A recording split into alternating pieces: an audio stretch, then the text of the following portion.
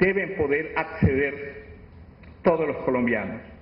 Yo dejo allí para tener la oportunidad más adelante, en el momento de las preguntas y las consideraciones, poder abundar en otros detalles. Muchas gracias.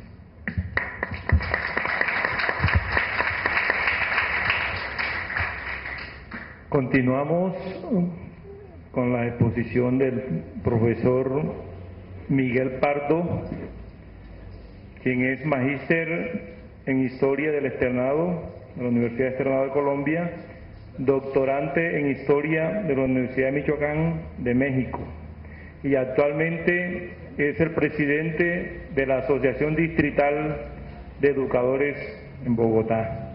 Usted, Miguel Ángel Pardo. Bueno, buenos días a todos y todas.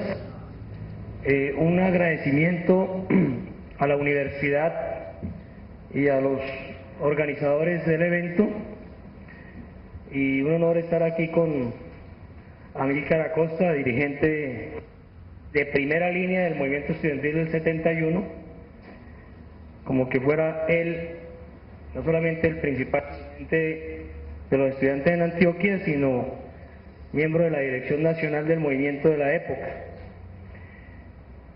Voy a desarrollar pues el tema apoyado en los asuntos que ya me exoneró Amílcar. En primer lugar, yo creo que es saludar el evento como parte de lo que nos corresponde hacer a nosotros, contribuir a resguardar la memoria histórica, no solamente de la nación, sino que en Colombia los movimientos estudiantiles están proscritos de la enseñanza de la historia nacional, de la historia de la educación, y en especial el movimiento estudiantil del 71 está proscrito de la enseñanza, a pesar de ser uno de los de más larga duración, duró más de un año, y de uno de los de mayor profundidad en cuanto a los planteamientos que presentaron los estudiantes colombianos en ese momento.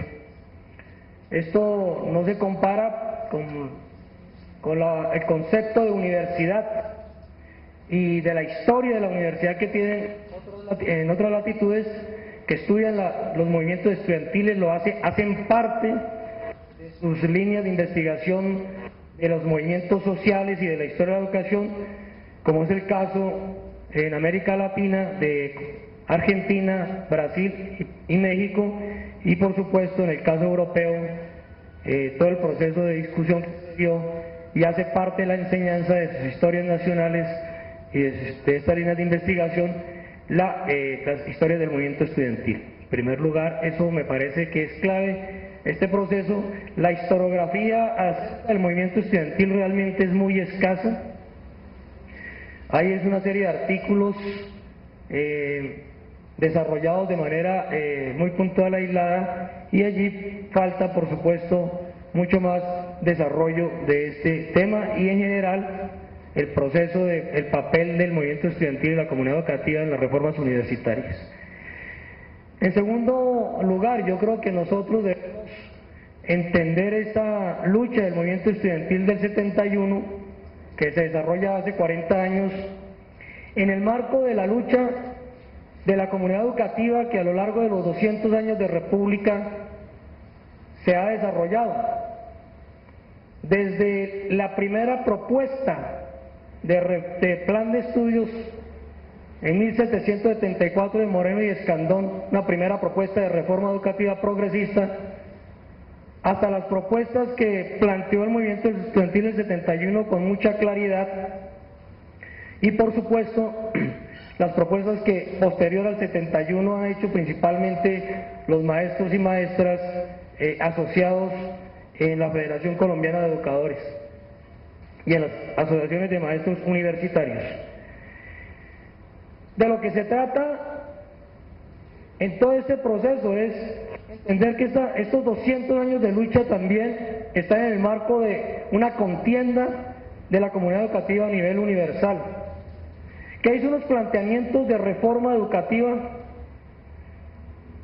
que se profundizaron y se derivaron de las revoluciones democrático-burguesas, y especialmente el de plantear, cuando la burguesía tenía el carácter revolucionario de plantear la necesidad del conocimiento científico, ese instrumento vital para el desarrollo de las naciones.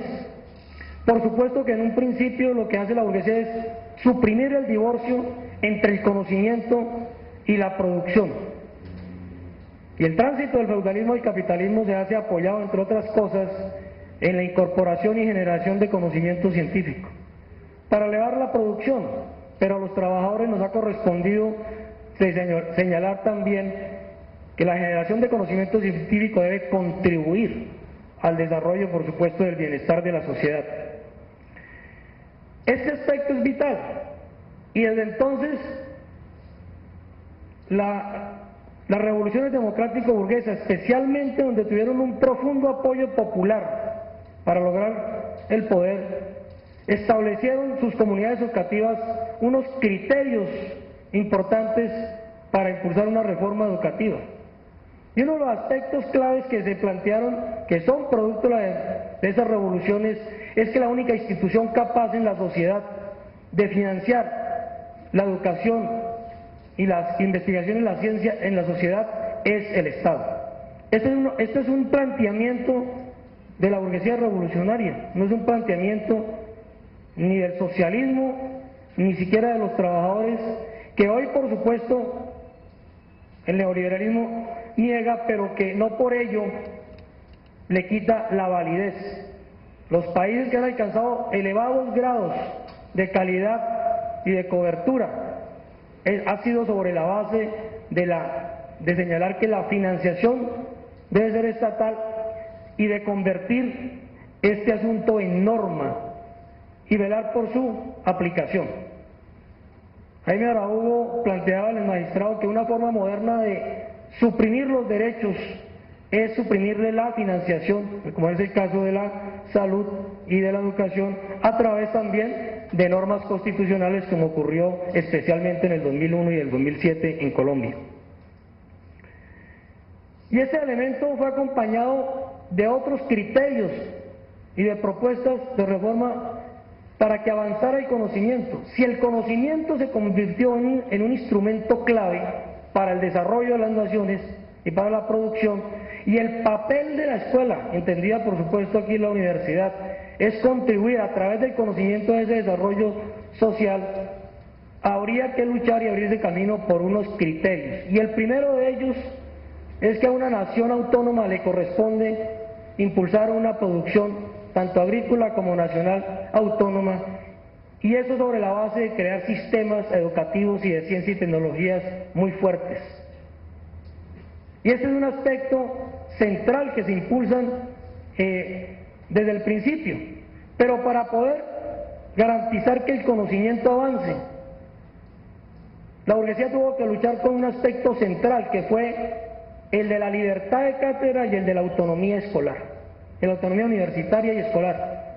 En ese momento la autonomía universitaria, ¿por qué? Por el peso en eso de la Iglesia, que no permitía que el conocimiento, ni en Europa y luego en la colonia aquí, pudiera avanzar. La libertad de cátedra es la democracia en el terreno de la educación, el terreno del conocimiento.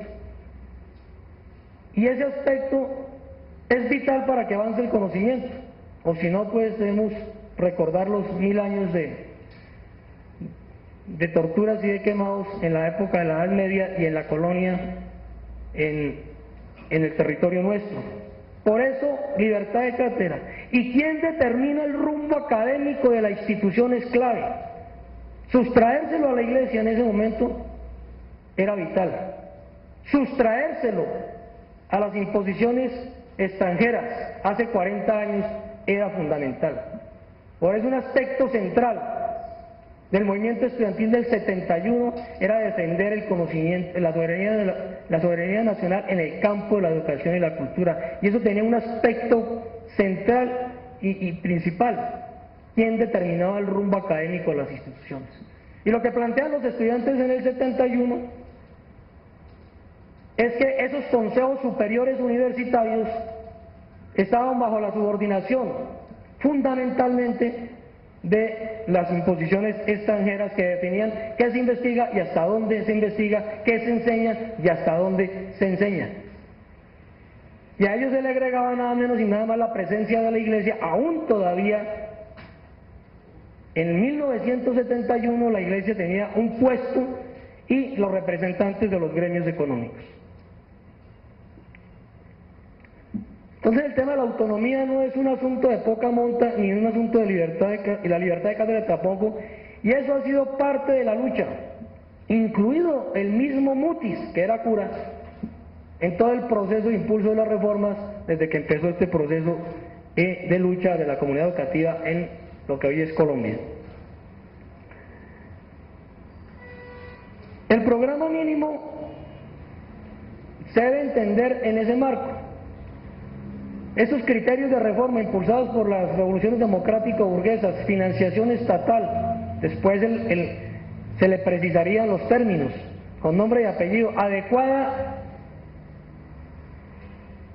Esa era una financiación estatal adecuada y suficiente, por supuesto, era un elemento clave. Y el tema de la libertad de cátedra de autonomía, que proviene de la historia de toda la lucha de la comunidad educativa, a lo que es el movimiento estudiantil le incorpora otro elemento clave, la libertad de investigación y la libertad de cátedra y el derecho a las organizaciones a tener sus asociaciones estudiantiles, profesionales y de trabajadores. En ese sentido, el 71 se constituye, los estudiantes de Colombia en el 71 hacen una propuesta de reforma educativa, de unos criterios de reforma educativa que tienen la intención de contribuir a una reforma educativa progresista y, por supuesto, que contribuya al desarrollo de la nación. Y hay dos momentos claves en esas propuestas. El llamado programa mínimo de 1971, voy a ver si paso el examen aquí de Amílcar, que se define en el segundo y tercer encuentro nacional entre marzo y abril, que define unos iniciales puntos, pero el otro del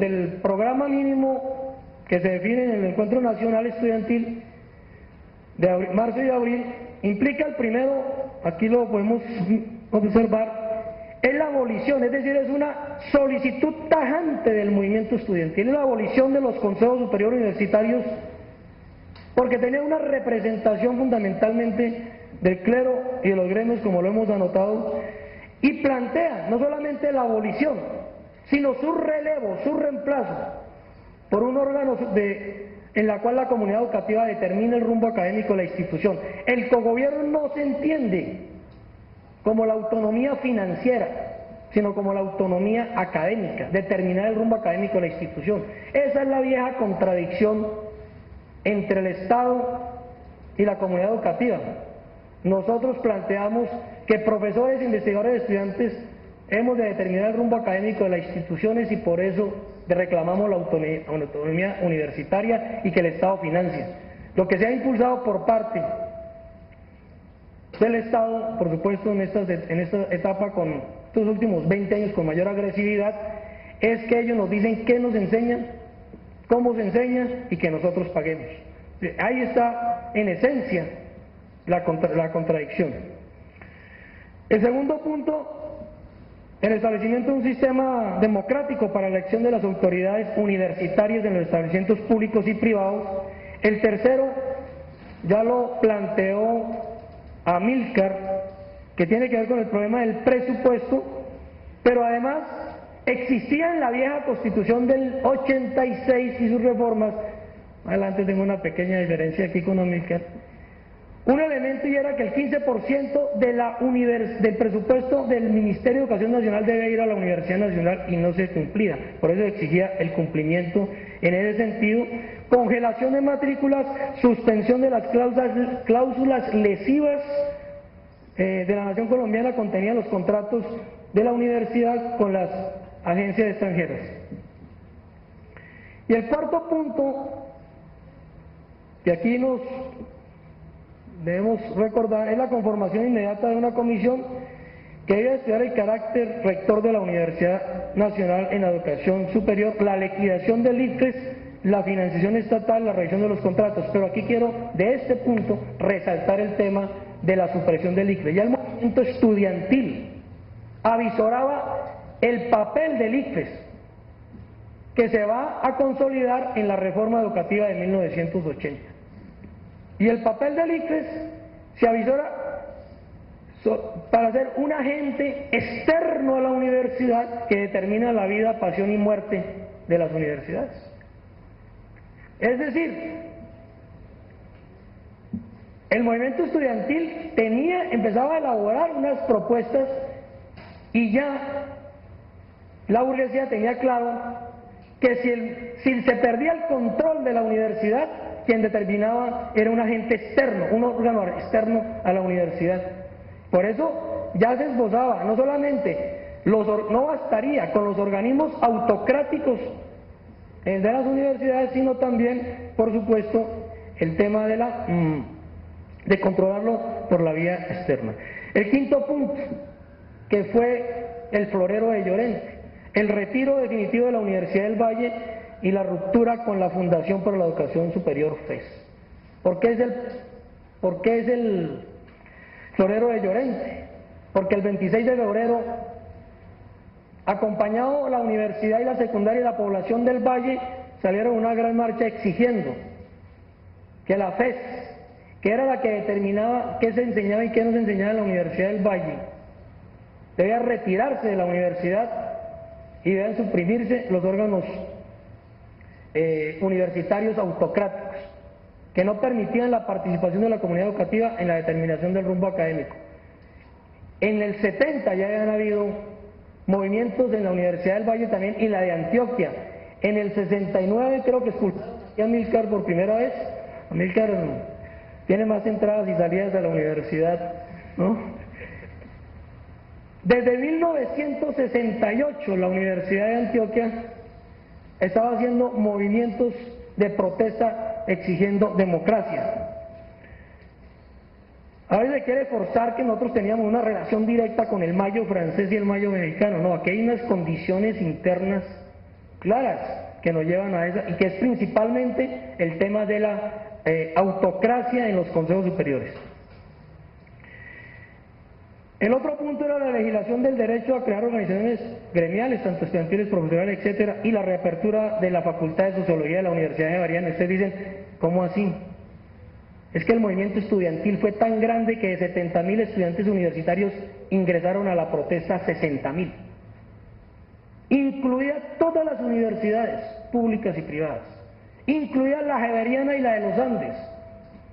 Bueno, la de los Javeriana la castigaron cerrándole la Facultad de Sociología, por eso va el reclamo. Y quiero decir que de los Andes, de la Javeriana, era el ministro de Educación, Luis Carlos Galán, que él mismo se firmó, dicen, el diploma, porque era egresado, estudiante y ministro a la vez. Bueno, esos son frasejos. Aquí tenemos que sacar una primera conclusión.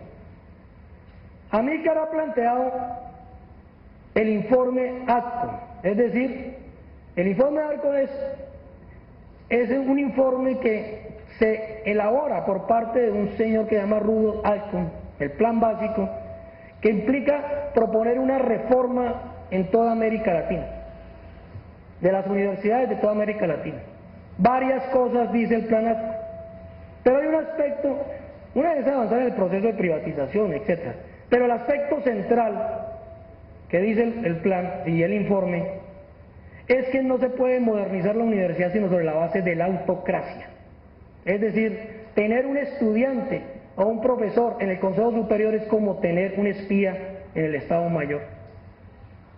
Y por eso hay que disminuir, si no suprimir, la presencia de los estudiantes en los órganos de gobierno y de dirección en las universidades. Y esa reforma, ese proceso que todavía no se vuelve reforma, inicia precisamente, de hecho, en las universidades y genera las protestas que he mencionado y que fueron antecedentes al movimiento estudiantil del 71. La plataforma de reforma universitaria aprobada por el sexto encuentro ya hacia junio del 71, el movimiento estudiantil ya no es estudiantil, ya es universitario. ASPUN, ASPUN y la de la Universidad Nacional ASPUN, ¿cierto? APUN, se incluyen y hacen una propuesta de impulsar en el Congreso un proyecto de ley de 6 puntos que coincide fundamentalmente con la propuesta de reforma. Pasa a ser un movimiento ya universitario. Hay un enfrentamiento ya muy grande entre el ministerio y la universidad, y los maestros universitarios. Y eso se refleja en el sexto encuentro en Medellín, que plantea no solamente la propuesta de cómo deben ser conformados los órganos de gobierno, sino que adicionalmente plantean un aspecto sobre el sistema de la universidad y de ciencia y tecnología. Dicen, se propone la supresión del IFES y su reemplazo por un órgano rector de la educación superior conformado por las universidades con una junta directiva constituida por el ministro o su representante, 4 rectores de universidades públicas elegidos por el Consejo Nacional de Rectores, 3 profesores y 3 estudiantes, todos de universidades oficiales. Organismos como Colciencias, el ICETES, etcétera, serían adscritos a ese órgano rector. En materia de financiación, no solamente plantean ya el problema de la financiación, sino del control y la regulación del sistema de la universidad privada, y adicionalmente plantean la necesidad de garantizar el sistema público de preescolar a primaria financiado por el Estado. Digamos que hay unas propuestas que nosotros hoy creemos todas válidas y vigentes por las razones que más adelante señalaré. Estas propuestas de programa mínimo, perfeccionadas en la plataforma universitaria, no son propuestas que surgen en frío. Es decir, estas son propuestas que surgen en el marco de unas condiciones, en primer lugar, una gran movilización de masas, como se dice. Es que 60.000 de 70.000 estudiantes en las calles, le cierran las universidades y siguen en las calles, le reabren las universidades y declaran nuevamente el paro apenas en las universidades. Bueno, ustedes no se imaginan eso, ahora pasamos un registro de prensa si quieren, pero eso implica es que hay una circunstancia. El gobierno hace una propuesta, se impone la autocracia, la gente se rebela, está en movimiento, ¿y ahora qué? No puede ser, y es una característica del movimiento estudiantil del 71, lo que decía Amílcar, supera el no contestatario, no, hace una propuesta, que es la que acaba de mencionar. Propuesta difícil de elaborar, fue discutida en el marco de 7 encuentros nacionales estudiantiles con delegados de todos los sectores políticos. Pero el punto es que el movimiento estudiantil del 71 logra fortalecerse, a pesar de que no hay organización nacional de los estudiantes en ese momento, porque logra plantear una propuesta de reforma educativa que le sirva a la nación, que le sirva a la comunidad educativa, que le sirva al desarrollo nacional. Eso la hace diferente de otros movimientos, antes y posterior al movimiento estudiantil del 71. Y el otro aspecto es que eso se hace en medio de un profundo que también ya planteó Amílcar y yo me exonero del punto. Es un debate ideológico. Y el debate era fundamentalmente si la escuela es un aparato ideológico del Estado, y ahí tengo las citas, y hay que acabar con el Estado, pues hay que acabar con la universidad. Si no tendría sentido buscar reformas universitarias, sino primero la toma del poder revolucionario y luego cambiar el sistema educativo. Ese es un planteamiento que se hace por un sector, y en ese orden de ideas, ese planteamiento tiene un problema de hecho y real, es que el movimiento estudiantil está movilizado, pero no es un movimiento estudiantil que en general escoja las armas en ese momento, a pesar de que la lucha armada está en auge. Y el otro planteamiento es que, por supuesto, que señala que la transformación más importante se logrará cuando las fuerzas democráticas asuman el control del Estado, pero como a toda revolución política le ha precedido una revolución en el campo de las ideas, y es muy importante en el campo de las ideas plantear que la universidad es la institución más vulnerable de la sociedad, porque entran en contienda diaria la vieja cultura y la nueva cultura. Es posible incluso asumir la dirección de las universidades por parte de la comunidad educativa, a pesar de que no haya cambios en las reformas, no haya transformación, toma del poder político por las fuerzas democráticas y progresistas. Y los ejemplos son muchos, solamente el nuestro.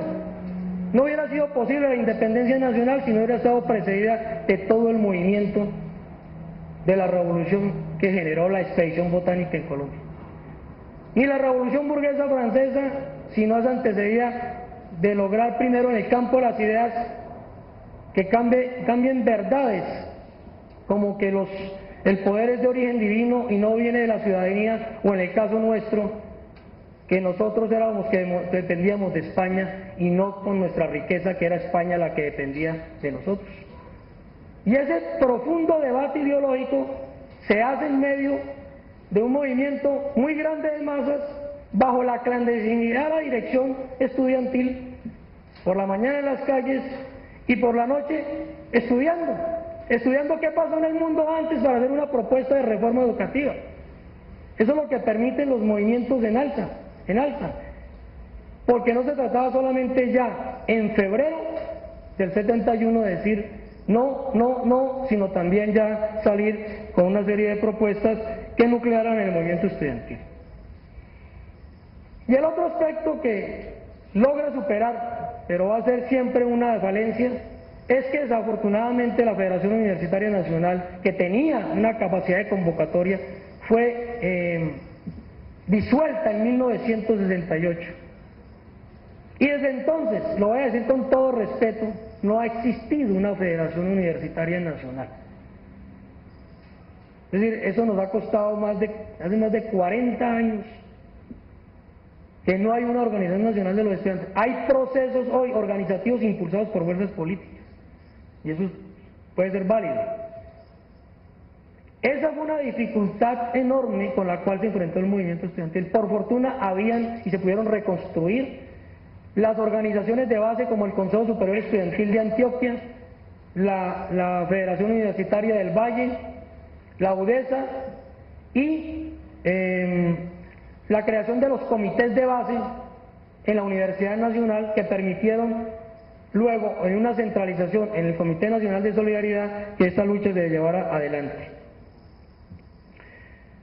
Los logros del movimiento estudiantil del 71. Amílcar resaltó ya uno. Desde entonces la Iglesia y los gremios no tienen asiento en los órganos de dirección de las universidades. Entonces todavía nosotros teníamos en el siglo XX, a finales, teníamos todavía un halo ahí de presencia, de confusión entre el carácter laico de la educación.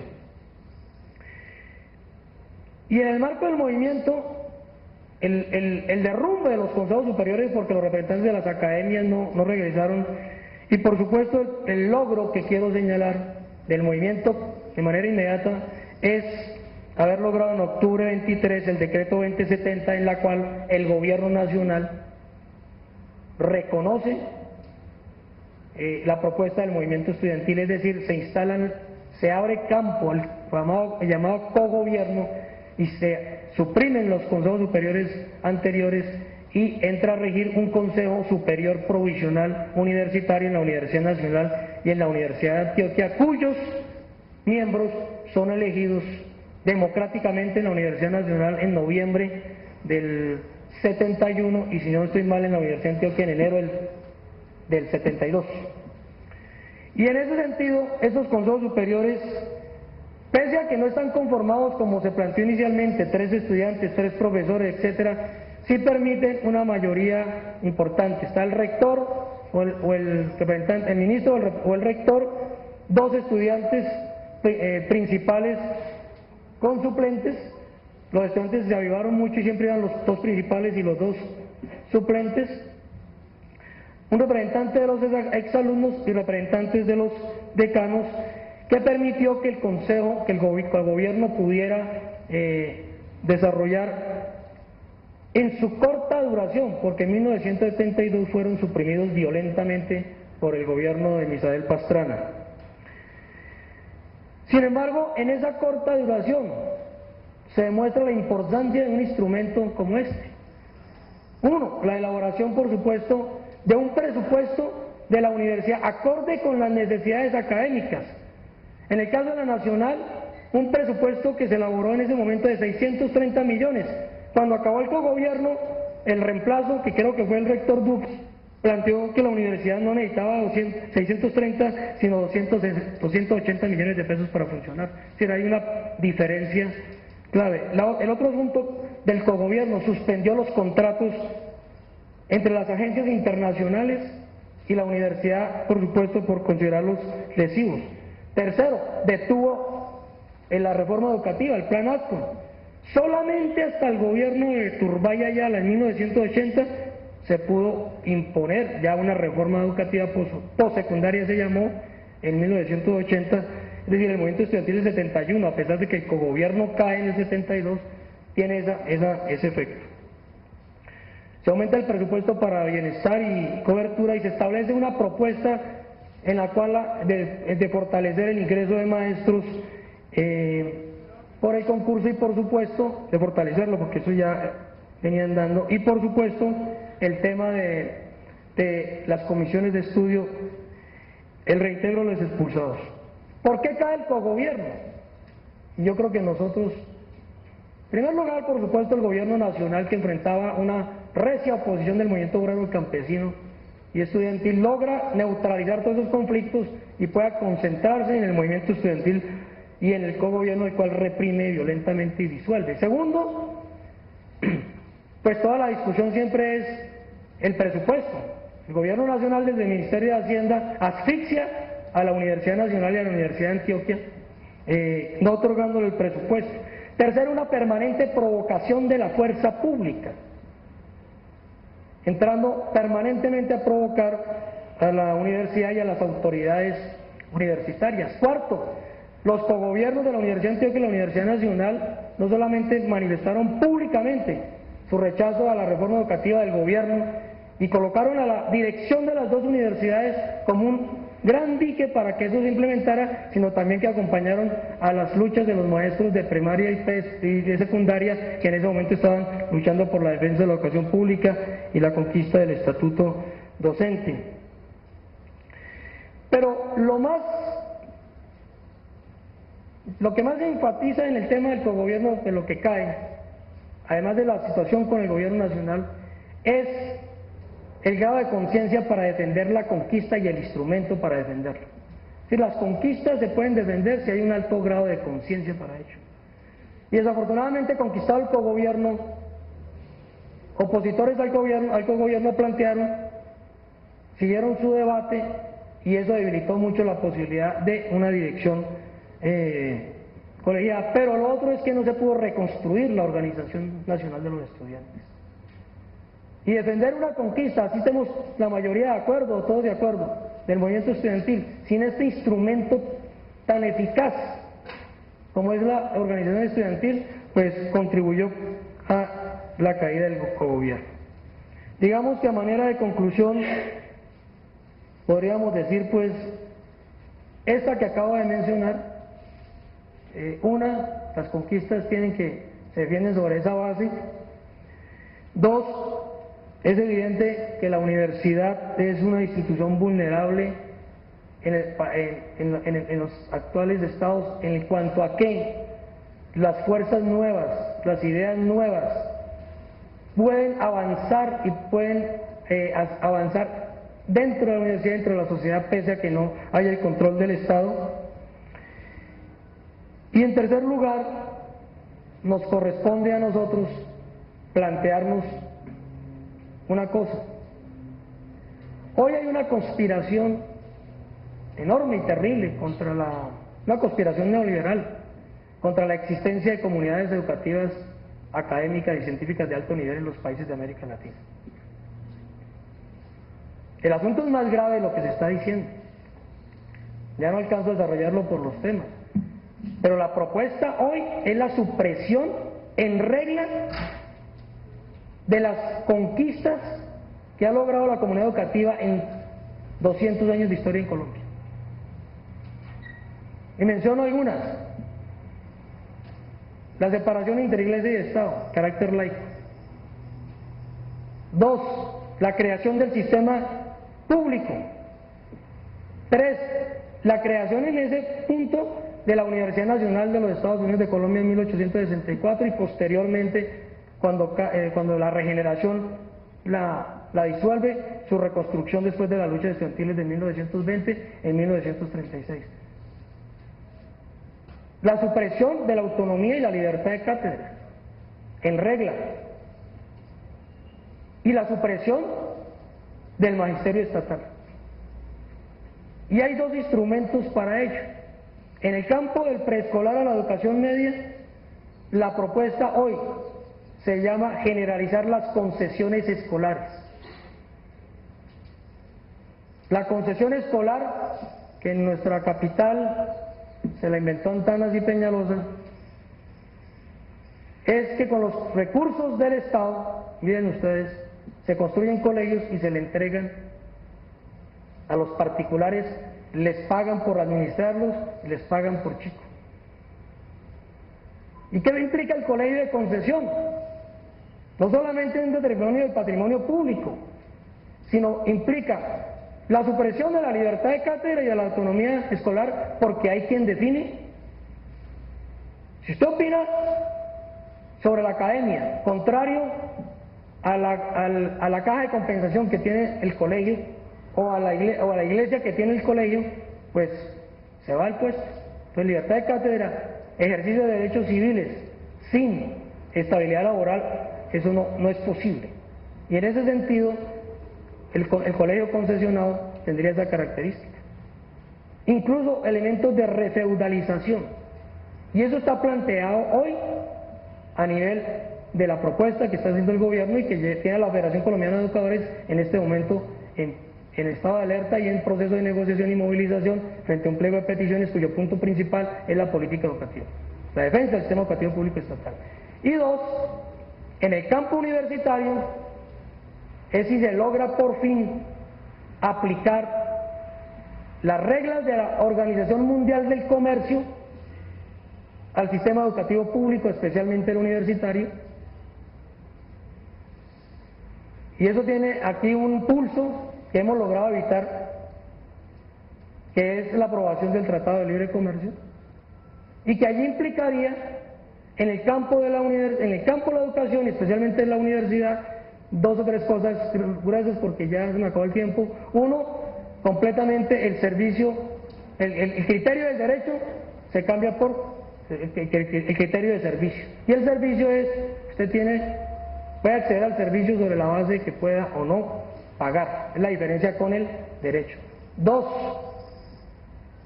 la supresión del presupuesto estatal para las universidades. Lo menciono, no lo desarrollo. Y tres, el tema, por supuesto, de quién determina el rumbo académico de las instituciones. El ingreso con franquicias de universidades extranjeras, presencial o por la vía virtual, planteando cuáles son los programas, qué se determina, cómo se enseña, no solamente es un atentado contra la autonomía nacional en el campo de la educación y la cultura, en el campo de la educación, de enseñar lo más avanzado del conocimiento apropiarse de lo más avanzado y generarlo, sino también tiene un propósito perverso que implica incluso atacar aspectos importantes de nuestra identidad nacional y de nuestra cultura nacional. Lo hemos planteado y por supuesto creo que por esa razón los planteamientos no solamente de los 200 años, sino especialmente de la lucha de los estudiantes de 1971, hay que estudiarlos, están vigentes, y como decía uno de sus dirigentes del Valle, compañero Renato Ramírez, a los 25 años, dice: por lo menos la generación del 71 no pasó en blanco. La pregunta es, ¿y las generaciones que estamos hoy a cargo pasaremos en blanco? Muchas gracias.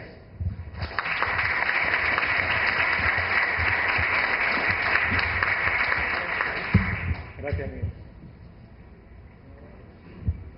Para continuar este foro, abrimos un espacio de participación de organizaciones estudiantiles que hasta el momento han manifestado